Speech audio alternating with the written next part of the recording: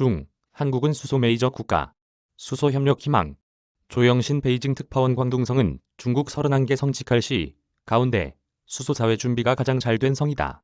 현대자동차가 수소 연료전지 법인을 설립하고 현지 생산 라인을 구축한 이유다.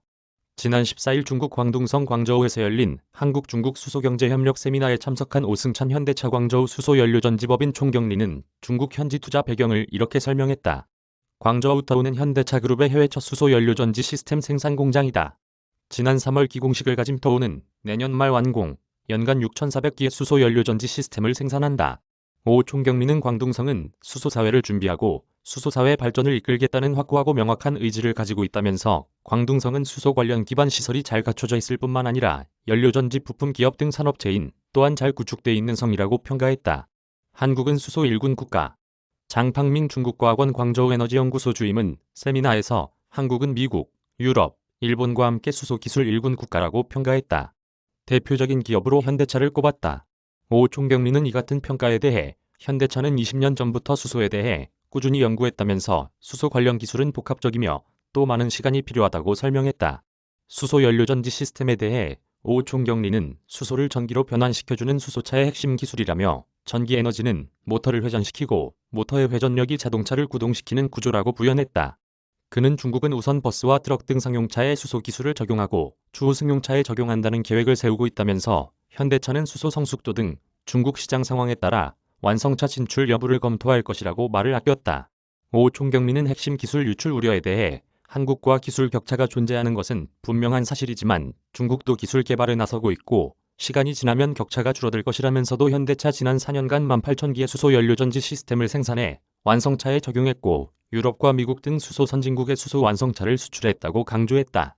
수소사회 첫발 내디딘 중국, 한국과 협력 희망.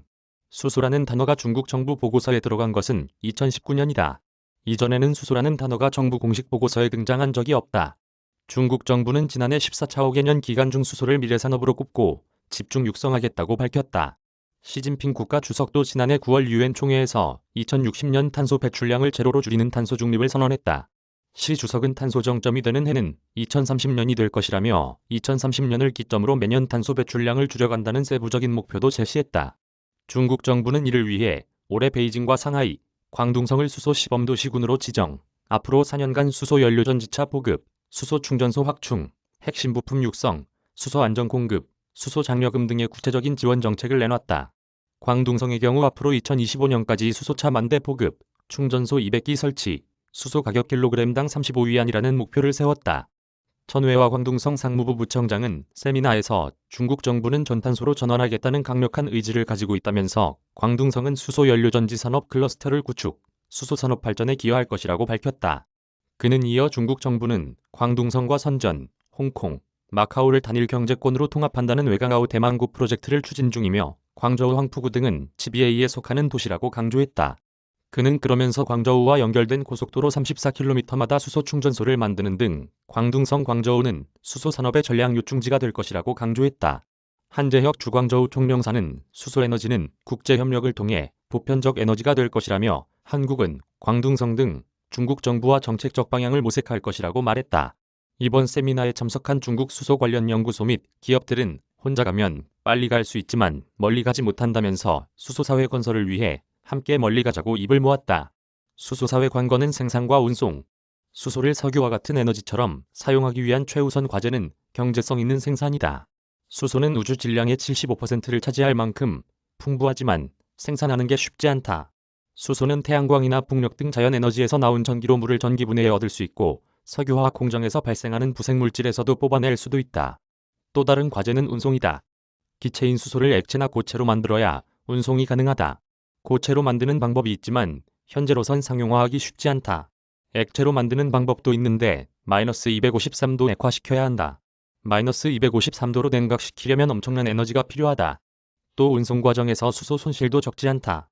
이 같은 문제를 해결하기 위해 다른 물질과 결합시켜 운송하는 방법이 거론되고 있다. 대표적인 물질이 질소다. 질소와 수소를 결합, 암모니아로 만든 후 액화시키면 운송이 용이하다. 암모니아는 -33도에서 액화된다. 최지은 포스코차이나 경영기획부장은 세미나에서 수소와 질소를 혼합, 암모니아로 만든 후 운송하고 이후 암모니아에서 질소를 제거하는 계절 과정을 거치는 방식이 경제성이 더 높다면서 포스코는 세계 주요 국가와 수소 개발을 위해 노력하고 있다고 전했다. 최 부장은 이어 경제성 있는 수소를 만들고 또 운송할 수 있다면 중국 기업들과 협력할 수 있다고 말했다. 리텐치 홍타싱의 유한공사 부총경리는 수소의 생산도 문제지만 수소의 저장과 운송도 쉽지 않은 일이라며 홍타싱에는 현재 네이멍구 자치구에 히토류 광산을 보유하고 있고 히토류를 매개체로 수소를 손실 없이 저장 및 운송하는 방법을 연구하고 있다고 소개했다. 베이징 조영신 특파원 이메일 주소